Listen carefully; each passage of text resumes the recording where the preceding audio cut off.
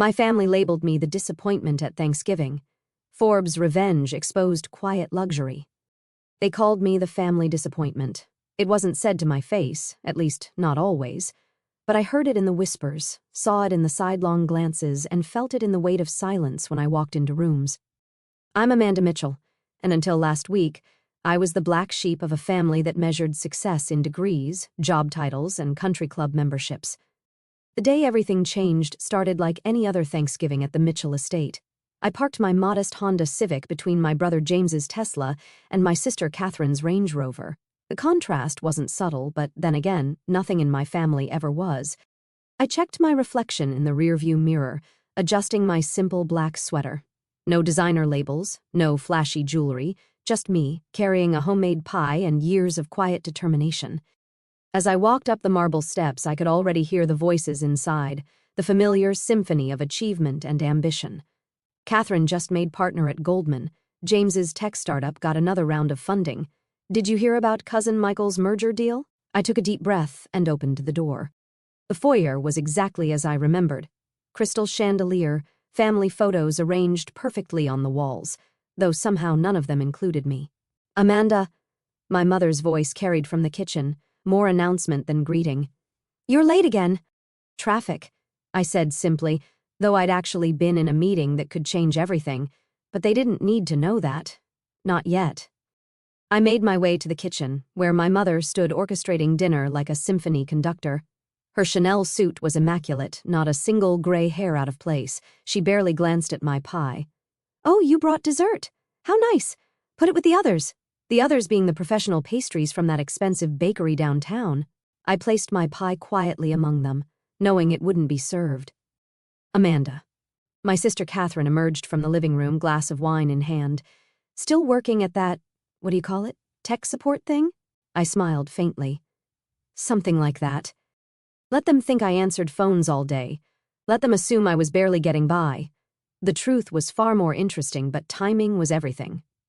Well, at least you're employed, she said with that particular tone, part pity, part superiority. Did you hear about my promotion? Senior partner, youngest in the firm's history. Congratulations, I said, and I meant it. Catherine had always been brilliant. She'd also always needed everyone to know it. James appeared next, his startup co-founder status worn like armor. Hey sis, he said, glancing at my outfit. HN having a sale? Target, actually, I replied. His smirk widened. If he only knew the real cost of my success, not in dollars, but in countless sleepless nights, calculated risks, and silent sacrifices. Dad was in his study, naturally, the sacred space where family legacies were discussed and disappointments were measured. He looked up from his desk as I entered. Amanda, he said, my name heavy with unspoken judgment. Glad you could make time for family. I nodded, choosing silence over explanation. How could I tell him I'd just closed a deal that would make his annual income look like pocket change?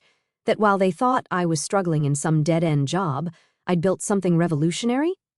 The dining room was a museum of success, awards, degrees, and photographs covered the walls. Catherine's law school graduation, James's feature in Tech Weekly, Mom's charity gala speeches.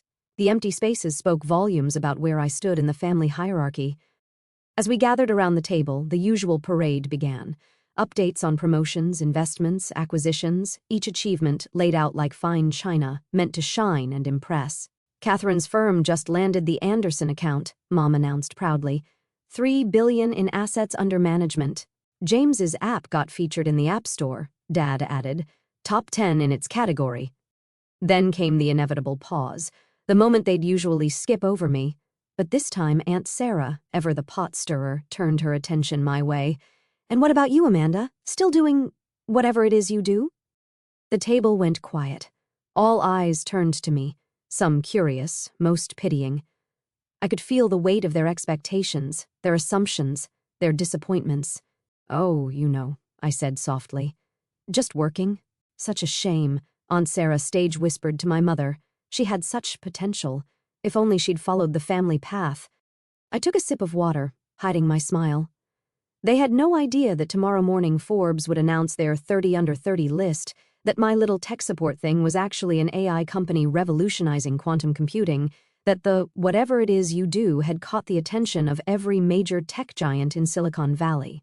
Remember when she turned down Harvard Business School? Uncle Robert chimed in. Could have had a real career. At least she's independent, Mom offered weakly, the faintest praise she could muster. Even if it's modest, Dad cleared his throat. Well, not everyone can be an achiever. Someone has to do the regular jobs. I cut into my turkey, letting their words wash over me. In less than 12 hours, their whole perception would shatter. The Forbes article wasn't just an announcement, it was a revelation. My company, quietly built over 5 years, was now valued at $4.2 billion. My net worth, hidden behind shell companies and careful planning, would make Catherine's partner's salary look like an allowance. Did anyone see the market predictions for next quarter? James asked, steering the conversation back to familiar territory. My startup's positioned perfectly. I let them talk, let them bask in their perceived successes, let them think I was the family disappointment one last time. Tomorrow would change everything, but tonight I had a front row seat to the last performance of their outdated show. Amanda, Catherine said suddenly, you should really talk to Mark at my firm. He's hiring entry-level positions. Could be a fresh start for you. I smiled, thinking of the email sitting in my inbox from Mark, practically begging for a partnership with my company. Thanks, I said. I'll keep that in mind. The evening continued, a carefully choreographed dance of subtle digs and backhanded compliments. Each time they mentioned my situation, I thought about the Forbes photo shoot hidden in my phone, the headlines already cued for morning release. As dessert arrived, store-bought pies only, of course, Dad raised his glass for the annual toast. To the Mitchell family legacy, he declared, to achievement, ambition, and excellence. They clinked glasses while I held mine steady, waiting. In just a few hours, they'd learn what real achievement looked like, what real ambition could build, what excellence meant beyond their narrow definition. Maybe next year will be Amanda's year, Aunt Sarah offered, not unkindly, but with that familiar condescension. I caught my reflection in the silver serving tray, calm, composed, knowing. Maybe it will, I said quietly. Pass the turkey. 5 years earlier, I sat in a tiny studio apartment surrounded by empty coffee cups and code running across 3 monitors. This was where it all began. Not in Harvard's hallowed halls or Goldman's trading floors, but in a cramped space my family would have been embarrassed to visit. My laptop pinged. Another email from my mother. Darling James is hosting a tech networking event. Perfect opportunity for you to find a real job. Do try to dress appropriately if you come. I minimized the email and focused on the complex algorithm flowing across my screen. What they didn't know was that I had discovered something revolutionary in quantum computing, something that would change everything. It started during my disappointing job at a small tech firm, the one my family thought was basic IT support. In reality, I was leading a small research team working on quantum algorithms that could revolutionize data processing. While Catherine collected law firm partnerships and James chased startup funding, I was quietly filing patents that would later become priceless. Your code is incredible, Marcus, my first employee, said one late night. Why don't you tell your family what you're really building? I remembered my father's words when I declined Harvard. You're choosing mediocrity, Amanda. That's not the Mitchell way. They wouldn't understand, I replied, typing faster. Not yet. The first breakthrough came unexpectedly at 3 a.m. while my family slept in their mansion. I solved a quantum computing problem that had stumped experts for decades. My hands shook as I verified the results. The next morning, while my mother texted about Catherine's latest court victory, I was meeting with venture capitalists. They got it immediately. This is revolutionary, one said, sliding a term sheet across the table. We want in, early stage, whatever you need. I took minimal funding, maintained control, and built everything from the ground up, selecting each team member carefully. We worked in an unmarked office building, far from the tech hubs where James hosted his networking parties. Every family dinner became an exercise in restraint. Thanksgiving, Christmas, Easter, each holiday a parade of achievements that weren't mine, or so they thought. Still at that help desk job? James would ask while my company quietly acquired his competitors. You could always go back to school, Mom would suggest as I signed contracts worth millions. I lived simply, drove my old car, kept wearing non-designer clothes. Every dollar went back into the company. When Catherine bought her Range Rover, I was buying server farms. When James celebrated his app's millionth download, I was developing technology that would make his look primitive. Then came the government contracts. The military implications of our quantum breakthroughs attracted attention at the highest levels. I sat in Pentagon meetings wearing my cheap clothes, making decisions that would reshape national security. "Sorry I missed your charity gala, Mom," I'd say over the phone while signing classified documents. "Work's been busy." "Oh, darling, answering phones must be so exhausting," she'd reply. The company grew quietly, strategically, no flashy press releases, no social media buzz, just solid innovation and execution. My team understood the vision. We weren't building for show, we were building for impact. One Tuesday morning, my CFO walked in with a valuation report. "Amanda," she said, "we've crossed $4 billion. I stared at the numbers while my phone buzzed with another family text, Catherine bragging about her new summer house. The irony wasn't lost on me. The Forbes reporter called on a Wednesday. "Your quantum computing breakthroughs are remarkable," she said. "We want to feature you in 30 Under 30. I hesitated. This would change everything. No more hiding, no more quiet building. "We've verified your company's valuation," she continued. "This is going to be big." That same evening, I sat through another family dinner. Mom proudly announced James's latest funding round, $10 million. I thought about my last contract, $500 million. Classified. "Maybe Amanda could invest," Uncle Robert joked, "if she saved anything from her little job." I excused myself to take a call, the Pentagon again. Another project, another billion-dollar implication.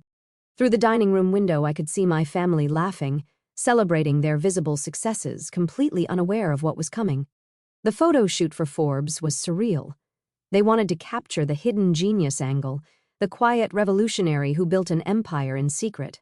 "Your family really doesn't know?" the photographer asked, adjusting his camera. "They will," I said, thinking of the upcoming Thanksgiving dinner. The week before the Forbes release, I sat in my real office, the top floor of a building I owned. Monitors showed our global operations, quantum computers processing data that would reshape industries. My assistant knocked. "Your mother called. Wanted to remind you about Thanksgiving dinner.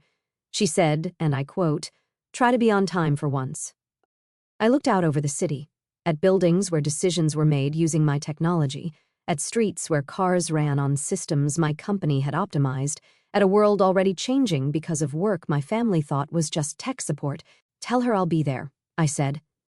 The day before Thanksgiving, final preparations for the Forbes release were made. The article was set to go live at 6 a.m. Eastern. My team had prepared for the media storm, the investor calls, the inevitable questions. "Your phone will explode," my PR director warned. "Everyone will want to know how you built this in secret."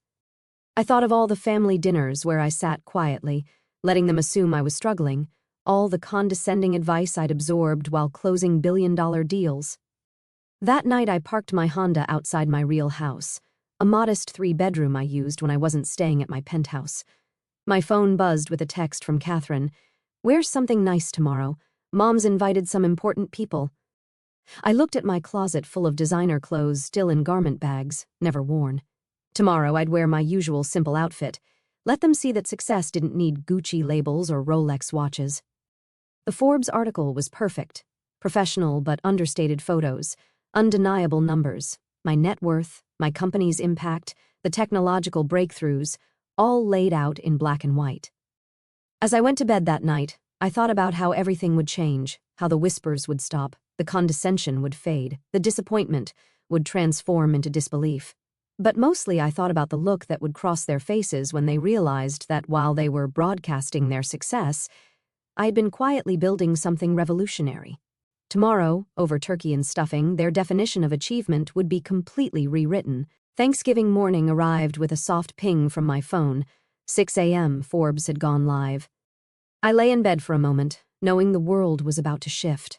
My PR team had already sent the first metrics, article trending, shares exploding, comments flooding in. I made coffee and waited. My brother James called first at 6:13 a.m. I let it go to voicemail. Catherine was next, 3 times in 5 minutes, then Mom, Dad, Aunt Sarah, Uncle Robert, a cascade of calls and texts that made my phone dance across the kitchen counter. "Amanda, is this true? Call me immediately. What's going on? 4.2 billion? I silenced my phone and got ready for dinner, choosing my usual simple black sweater and slacks. Today, they would learn that power didn't need designer labels. By noon, the story had exploded. CNBC, tech's hidden billionaire, the quantum computing revolutionary no one saw coming. Wall Street Journal, Mitchell Innovations, the stealth company reshaping global technology. Bloomberg, meet Amanda Mitchell, the secretive genius behind modern quantum computing. My PR director called. It's chaos out here. Every major network wants an interview. The Pentagon is making statements about your contracts. Your company's stock would be surging if you were public. I smiled. Let's focus on Thanksgiving dinner first. When I pulled up to my parents' house at 2 p.m., the scene was different. Security guards, hired by my concerned father after reporters started showing up, stood at the gate. My old Honda caused visible confusion until they checked their list. Miss Mitchell, one said, suddenly standing straighter. Sorry, we didn't, recognize the car. The driveway was full of familiar luxury vehicles, but now my Civic didn't seem modest. It seemed like a statement. I could hear the commotion inside before I even reached the door. It swung open before I could knock. Mom stood there, perfectly coiffed as always, but her hands were shaking. Amanda, she whispered, as if seeing me for the first time. Why didn't you tell us? I stepped past her into the foyer, now crowded with family members who had apparently arrived early for the show. The usual Thanksgiving chatter had been replaced by tense silence. Dad emerged from his study, holding a tablet with the Forbes article still glowing on the screen. He opened his mouth, closed it, then tried again. 4.2 billion, he said finally, each word careful and measured. Give or take, I replied quietly. Market fluctuations, you know. Catherine sat on the stairs, still in her power suit but looking oddly deflated. Her phone kept buzzing, probably her law firm partners realizing who her sister really was. James stood by the fireplace, gripping his whiskey glass too tightly. The Forbes article had mentioned acquiring some of his competitors. He had been pitching to my company for months, never knowing who really owned it. But, you drive a Honda, Aunt Sarah said weakly, as if this was the most shocking part. It's reliable, I answered, walking to the kitchen with my pie. This time no one made comments about store-bought being better. Mom followed me, wringing her hands. Darling, all this time we thought, why didn't you say anything? I placed my pie carefully on the counter. Would it have mattered? When I declined Harvard, you'd already decided my path. When I took that first job, you'd already written the story. But the Pentagon, quantum computing, billions, her voice cracked.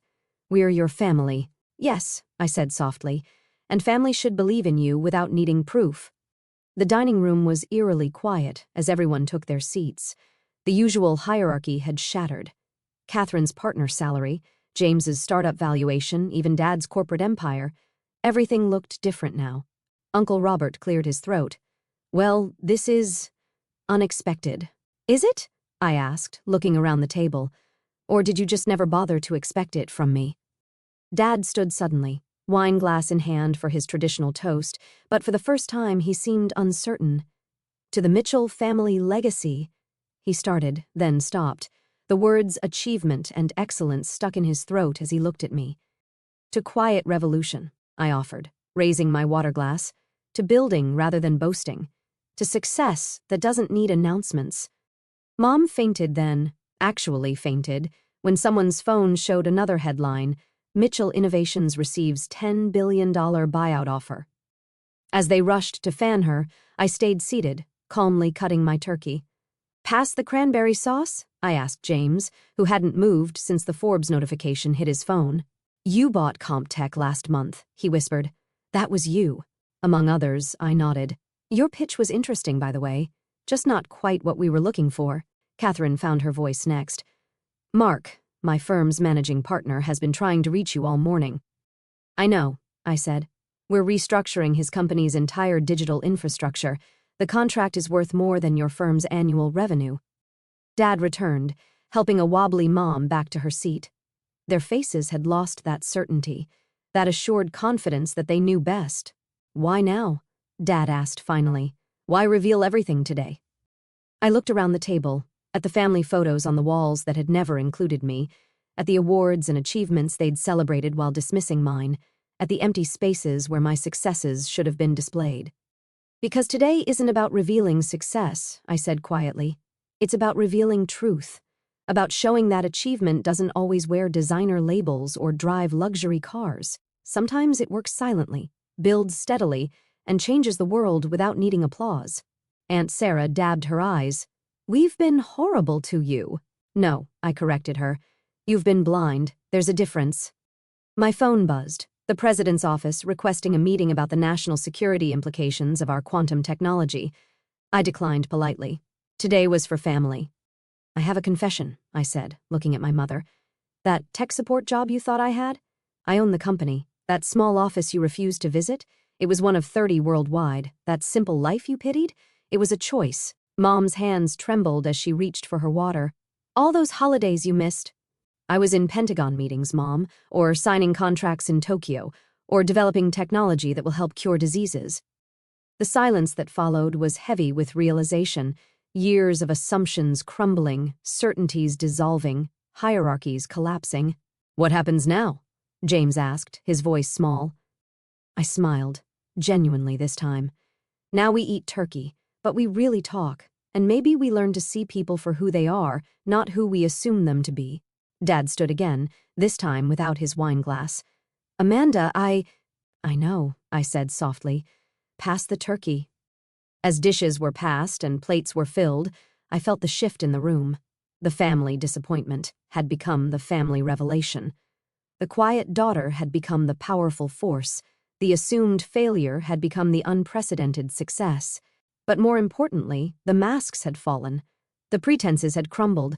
And maybe, just maybe, real family could begin. My phone buzzed one final time, another headline.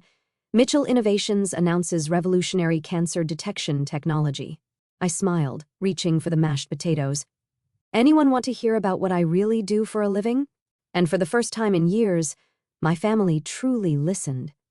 I never cried the night the Forbes article went live. I thought I would. I thought there would be some cinematic release, tears of vindication streaming down my face as the notifications exploded and the world finally saw what I had carried alone for half a decade. But when the clock hit 6 a.m. and the headline appeared, all I felt was a strange, hollow stillness, like the moment after a storm when the wind suddenly stops and the air is too quiet to trust. I sat on the edge of my bed in the modest 3-bedroom house no one in my family had ever visited, phone in hand, and realized I wasn't relieved.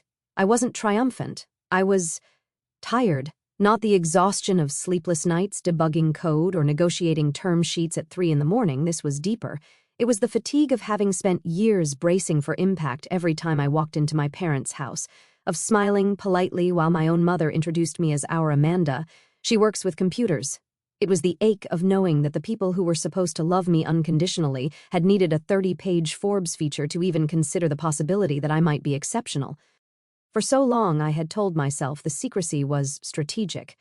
I repeated it like a mantra: control the narrative, protect the company, let the work speak when it was undeniable. But in that silent morning, I finally admitted the uglier truth. Part of me had wanted them to hurt the way I had hurt. I wanted them to sit across from me at Thanksgiving and feel small for once, the way I had felt small every Christmas when the family photos were taken and I was positioned at the edge, half cropped out, wearing the same 3 sweaters in rotation because I refused to spend a single dollar on the uniform of their approval. I wanted them to choke on their own words. And when it happened, when Mom's perfectly manicured hand flew to her mouth, when Dad's toast died in his throat, when Catherine's triumphant smile collapsed into something fragile and unrecognizable, I waited for the rush of satisfaction. I waited for the dark, petty joy I had nursed in secret for years. It never came. Instead, there was only a wave of sorrow so heavy I almost couldn't breathe. Because in that moment, I saw them clearly for the first time, not as villains, but as frightened people clinging to the only yardstick they had ever been given. Degrees, titles, visible markers of worth. They had needed those things the way drowning people need a rope, and I had just yanked the rope away and shown them the ocean was infinite. Of course they had dismissed me. I had been the walking proof that their entire system of measurement could be wrong.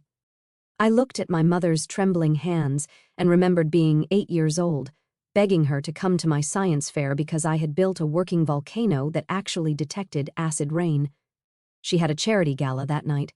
Next time, darling, she said, kissing the top of my head. There was never a next time. I looked at my father's stunned face and remembered the day I got into MIT. He had frowned at the acceptance letter and asked why I hadn't applied to Harvard like Catherine. I looked at James and Catherine, both brilliant, both terrified, and realized they had been performing for love the same way I had been hiding from judgment. We had all been starving at the same table, just in different ways. When Mom fainted, actually fainted like a character in a Victorian novel, something inside me cracked open. Not triumph, not revenge, grief. Grief for the years we lost measuring each other against impossible standards. Grief for the little girl who learned too early that love felt conditional. Grief for the woman I became who chose silence as armor and nearly forgot how to take it off. Later, when the dishes were passed and the table was quiet except for the clink of silverware, I felt the first real peace I had known in years. Not because they finally saw me, but because I finally saw them. Flawed, frightened, human, and somehow, miraculously, still capable of change. I reached for the cranberry sauce and smiled, not the tight, polite smile I had perfected, but something softer. The war was over. The score no longer mattered. For the first time since I was a child, I was simply Amanda at the family table, and that was enough. And when Dad finally managed to speak, his voice thick, and said, "We're so proud of you," I believed him. Not because Forbes told him to be proud, but because for the first time, he was looking at me, really looking, and seeing the daughter he had always had, not the disappointment he had been afraid to love. That was the real revelation. Not the $4.2 billion, not the Pentagon contracts or the cancer detection breakthrough waiting in the pipeline. The real revelation was forgiveness. And it tasted better than any revenge ever could.